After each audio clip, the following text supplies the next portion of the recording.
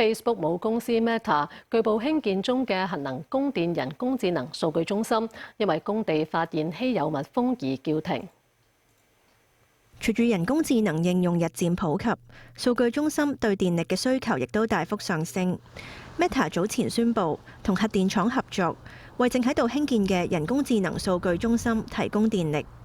不過，英國金融時報引述消息，美國當地嘅環保監管機構日前喺 Meta 數據中心工地附近發現一種稀有嘅蜜蜂，有關部門需要進一步調查，以確認蜜蜂嘅品種。Meta 或者需要面對更多嘅環境評估同審批流程。報道話 Meta 行政總裁朱克伯格已經喺上個星期嘅全體會議上確認取消有關嘅項目。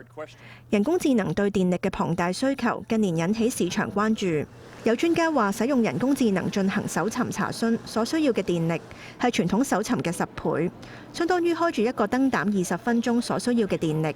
為應對高電力需求嘅同時，又避免碳排放大增，亞馬遜、Google 同微軟等科網公司早前亦都同核電公司合作，利用小型模組化嘅核反應堆為數據中心供電。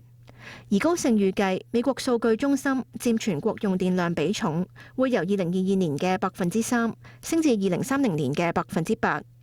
至於今次事件嘅主角，有當地學者估計，好大機會係瀕危嘅瘦寶丁大黃蜂。呢一種蜜蜂主要棲息喺美國中部同埋北部，以及加拿大部分地區，為重要經濟作物傳播花粉，例如番茄同胡椒等。現時有幾十種蜜蜂喺美國被列為瀕危物種。無線電視記者盧平報道。